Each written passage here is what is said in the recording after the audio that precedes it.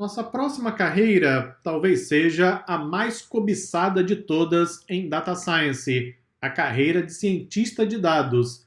O termo cientista de dados surgiu em 2012 na famosa frase cientista de dados, a profissão mais sexy do século XXI, frase que fazia parte de um artigo na Harvard Business Review, uma revista famosa que existe até hoje, por sinal. Vou colocar o link para você na seção de links úteis.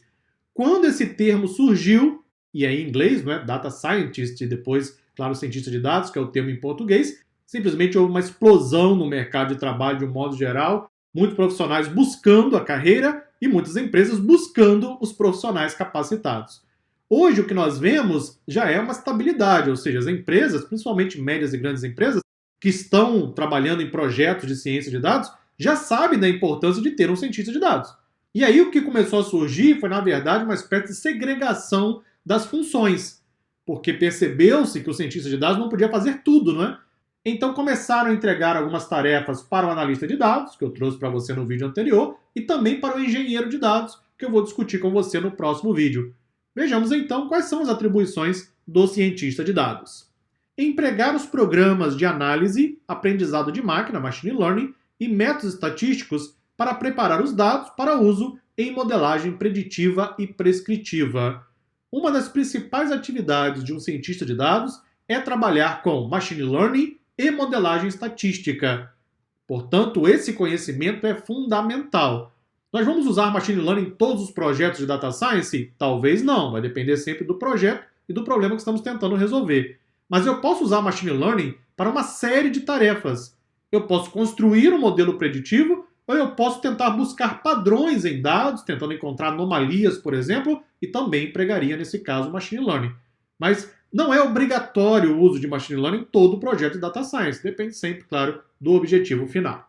Explorar e analisar dados de uma variedade de ângulos para determinar fraquezas escondidas, tendências e ou oportunidades. Tem uma frase que eu digo bastante lá na formação científica de dados, que é a seguinte: um dos trabalhos, uma das atividades do cientista de dados é responder a perguntas que ainda não foram feitas. Ou seja, a área de negócio talvez não saiba o que ela está procurando, simplesmente porque ela não conhece os dados e não sabe explorar os dados porque não é trabalho da área de negócio. Sendo assim, eu vou até a área de negócio, identifico o problema que eles acham que existe. Eu então busco os dados, começo a explorar, buscar tendências, detectar padrões, percebo que tem muito mais do que aquilo que a área de negócio pediu. Ou seja, eu vou responder perguntas que não foram feitas. O profissional que tem essa habilidade, com certeza será um profissional bem diferenciado no mercado de trabalho.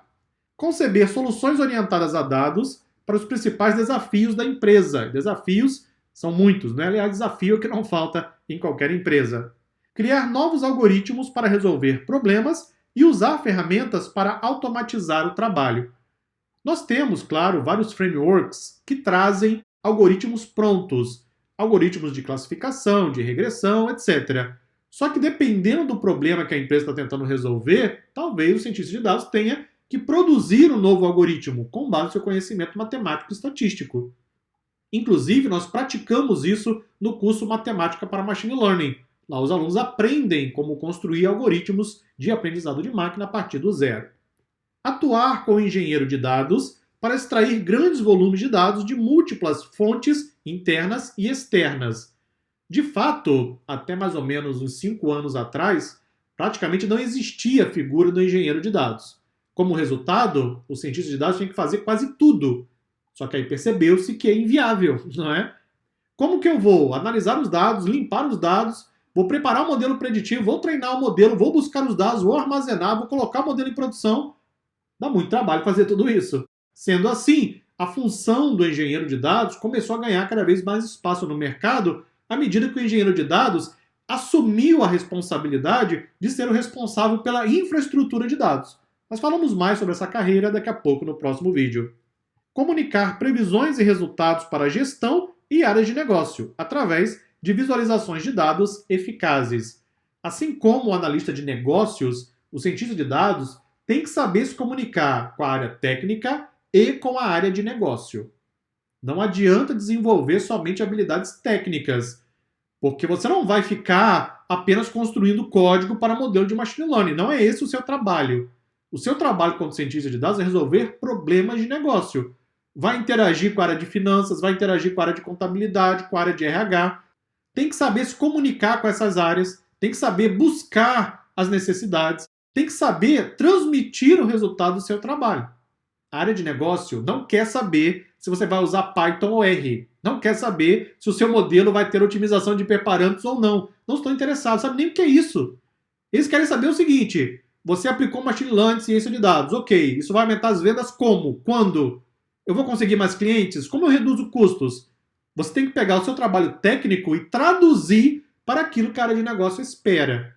E nós praticamos bastante isso, inclusive na formação cientista de dados aqui na DSA.